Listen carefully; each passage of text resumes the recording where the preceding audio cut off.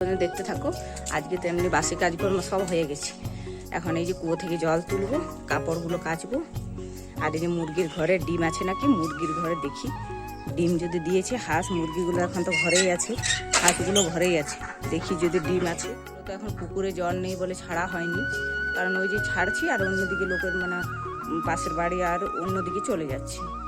মানে এখন পুকুরে জল নেই, পুকুরে জল থাকলে তখন থাকতো, তখন তো কিছুদিন ধরে ঘরে আসেনি।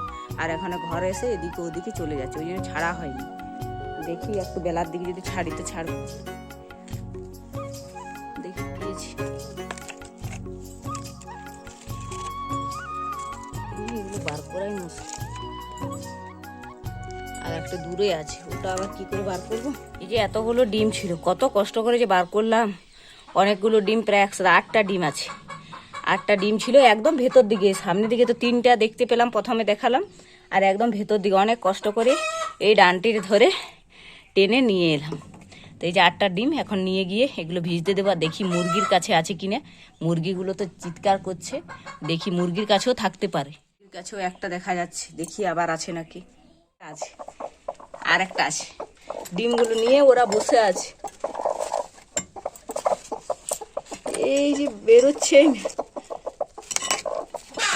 ফেটে যাবে।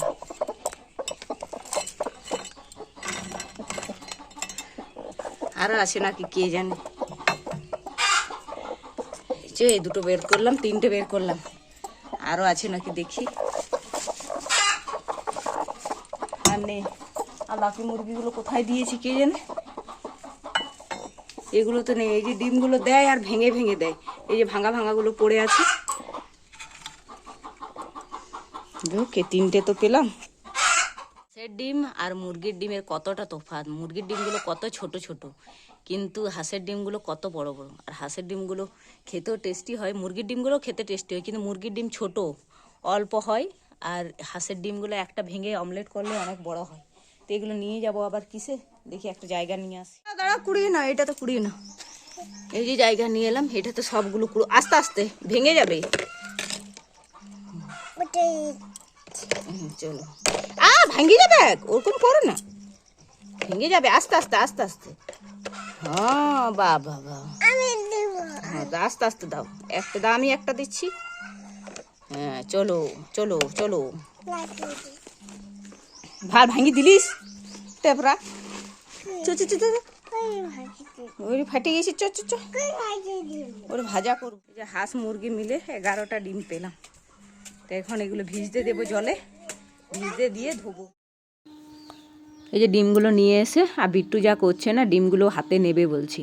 আর ডিমগুলো তো মানে নরম, এই ডিমগুলো মানে একটু ফেটে মানে নিচে নেমে গেলেই ফেটে যাবে, একটু যদি জোরে পড়ে। তার ও বলছে আমি নেবো। তো ওকে ধুয়ে 4টে দিয়ে দিলাম। 8টা তো হাঁসের ডিম পেয়েছিলাম, তো 4টে দিদিদেরকে দিয়ে দিলাম। আর এই যে 4টে, আর মুরগির ডিম 3টে আমি নিয়ে গেলাম। তো ওকে দিলাম, বলে আস্তে আস্তে সাবধানে নিয়ে যা। তো নিয়ে গেল, আর ওদিকে ও গেল, আর এদিকে আমি জল তুলতে এলাম বাথরুমে। বাসি কাজকর্মগুলো তো হয়ে গেছিলো, তেমনি কিছু আর কাজ ছিল না ঘরে। ওই যে ডিমগুলো বার করলাম, আর এখন কুয়ো থেকে জলটা তুলে নেব, বাথরুমে জলটা ভরে নেব। জলটা ভরার পর কাপড় আছে, সে কাপড়গুলো কাচবো। ফুলও দিদি তুলে নিয়েছে, ফুল তোলার আজকে আর কিছু নেই, সব তুলে এনেছে। আর এখন আমি জলটা কভার দিয়ে দেবো। তো তোমরা যে যেখান থেকে আমার ভিডিও দেখছো, লাইক শেয়ার সাবস্ক্রাইব করে পাশে থেকো। যারা নতুন বন্ধু হয়ে আমার ভিডিও দেখছো তাদেরকে চ্যানেলটিকে সাবস্ক্রাইব করার অনুরোধ রইল। আর যারা পুরনো বন্ধু হয়ে আমার ভিডিওটা দেখছো তাদেরকে তো অসংখ্য অসংখ্য ধন্যবাদ এইভাবে পাশে থাকার জন্য। আর আমি দিনের বেলাতে ভয়েস দিচ্ছি, তো চারিদিক থেকে প্রচুর আওয়াজ আসছে। প্রচুর বলতে ওই যে ট্রেনের আওয়াজ। আমাদের এখানে 24 ঘন্টা ট্রেন পার হয়, আর সারাদিন ট্রেনের আওয়াজ আসে। তো যে ট্রেনের আওয়াজ আসছে আর ভয়েস দিচ্ছি। আর রাত্রেবেলা এখন দেওয়ার সময় পাইনি বলতে ওই যে বিদিশাকে পড়ায়, তারপরে রাত 10টার পরে এডিট করে তারপরে ঘুমিয়ে পড়ি। আর তখন ভয়েসটা দেওয়া হয় না, সকালবেলাতে দিই। যাই হোক, জলটা তুলে নিলাম। জলটা তোলার পরে এই যে কাপড়গুলো কাচতে দিলাম। কাপড়গুলো কেচে নেব, কাপড়গুলো কেচে আর মেলে দেবো, তারপরে স্নান করব। ভিজিয়ে রেখেছিলাম, একটু আগে ভিজিয়েছিলাম। ডিমগুলো ধুয়ে নিয়ে যাওয়ার পরে কাপড়গুলো ভিজিয়েছিলাম।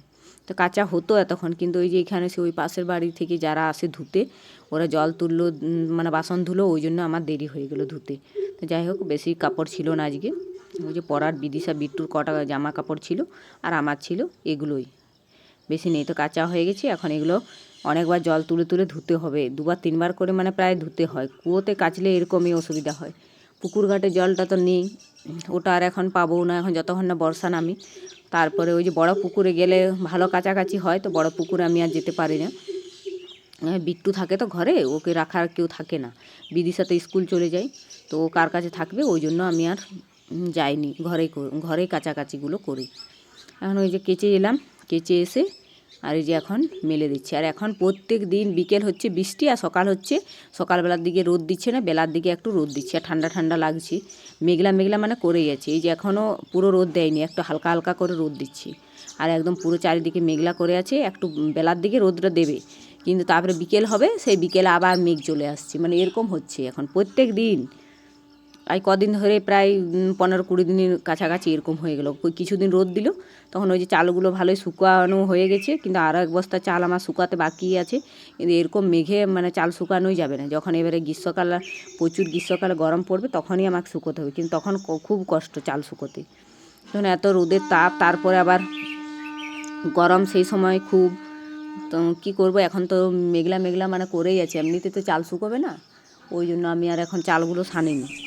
যাই হোক, স্নান করে এলাম, স্নান করে এসে এখন এই যে পুজোর জলটা নিয়ে নেব। পুজোর জল নেওয়ার পরে রান্নার জলটা আগে নিচ্ছি, তার পুজোর জলটা নিয়ে পুজোটা করে নেব। নিয়ে নিলাম, তুলসী পত্রটা এখন তুলে নেব। আর ওই যে দিদিও জল নিচ্ছে, ওর পুজো হয়ে গেছে। আর এই যে এতক্ষণে একটু রোদটা মানে হালকা হালকা বেরিয়েছে, বেশি বেরোয়নি, তো একটু হালকা হালকা বেরিয়েছে। তো যাই হোক, হালকা হালকা রোদ বেরোলেও তাও একটু কাপড় চোপড়গুলো শুকোয়, একটু ভালো লাগে। আর সারাদিন একটা মেঘলা মেঘলা করে থাকলে কেমন একটা লাগে, ভালো লাগে না। তুলসী পত্রটা এখন তুলে নেব, তুলে নিয়ে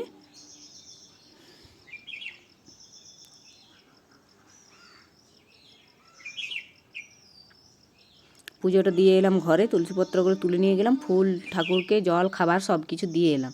দিয়ে এসে এখন বাইরের দিকটা ধূপটা দেখিয়ে নেব। ধূপটা দেখিয়ে তারপরে মুড়ি খাওয়া দাওয়া করে নেব। মুড়ি খাওয়া দাওয়া করার পরে সবজি কাটাকাটি ওগুলো তো আছেই, বিট্টুকে খাওয়াবো। বিদির সাথে এখন স্কুল গেছে, ও নেই।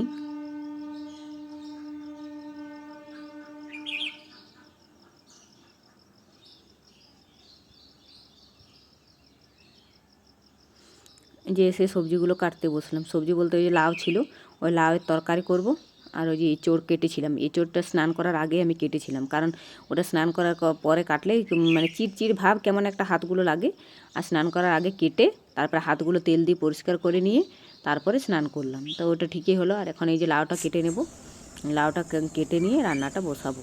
এঁচোড়টা আমি সেদ্ধ হতে বসিয়ে দিয়েছি কুকারে, কারণ কড়াই একটু দেরি হচ্ছে সিদ্ধ, একটু কচি, একদম কচি এঁচোড় তাও। আর এদিকে নিম বেগুনটা ভাপিয়ে রেখেছি, আর এদিকে এঁচোড়টা বসিয়ে দিয়েছি কুকারে। এখন লাউটা করে নেব।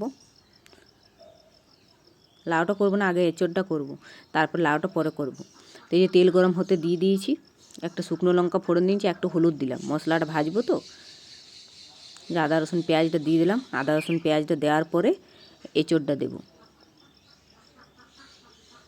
এই যে এঁচোড়টা এখন ভালো করে কষিয়ে নেবার। এঁচোড়ের সঙ্গে একটু বুটের ডাল দিয়েছি, এটা দিলে খেতে বেশি ভালো লাগে। এখন ভালো করে কষিয়ে নেবে, এটা অনেকক্ষণ ধরে লাল লাল করে কষিয়ে নেওয়ার পরে জল দেবো, আর একটু ফুটবে আর নামিয়ে নেবো। সেদ্ধ তো হয়েই আছে। তারপরে লাউয়ের তরকারিটা করব, আর ওই কুলের একটু চাটনি করব।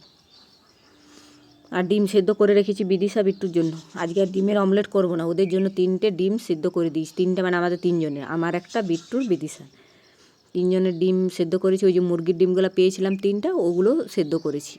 আর হাঁসের ডিমগুলো আছে।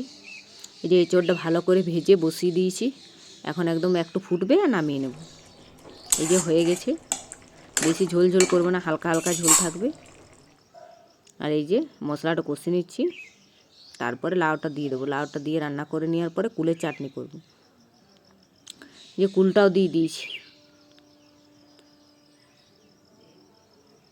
কুলের চাটনিটা হয়ে গেছে, কি সুন্দর একদম থকথকে করে করে নিয়েছি। যে হয়ে গেছে,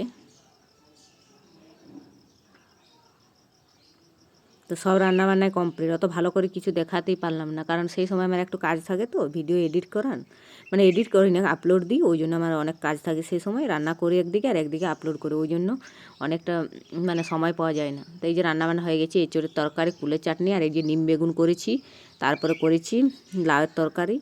তো এগুলোই হয়েছে, আর কিছু করিনি। এখন এগুলো ঢাকা দিয়ে রেখে দেবো, তারপরে ওদেরকে স্নান করাবো, তারপরে খাওয়া দাওয়া করে যাওয়ার পরে খাওয়া দাওয়া করে একটু শুয়েছিলাম। তার বিকেলে উঠে দেখছি কাপড়গুলো আছে একদম পুরো এদিকে ওদিকে হয়ে গেছে। তো কাপড়গুলো তুলতে এলাম। আর বিকেলবেলা এখন তেমন কিছু কাজ থাকে না, তো ওই জন্য একটুক্ষণ শুয়েই থাকি। তো এই কাপড়গুলো সব আছে, এখন কাপড়গুলো তুলে নেব। আর ঘরে ঝাটপাট দেওয়া হয়ে গেছে। কাপড়গুলো এখানে ওখানে সব হয়ে আছে, যে নিচে পড়ে গেছে, এগুলো এখন সব তুলে নেব।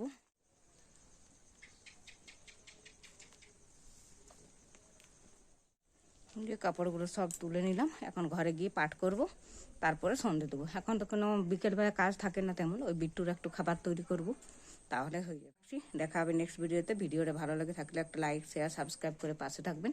আজকের মতো টাটা।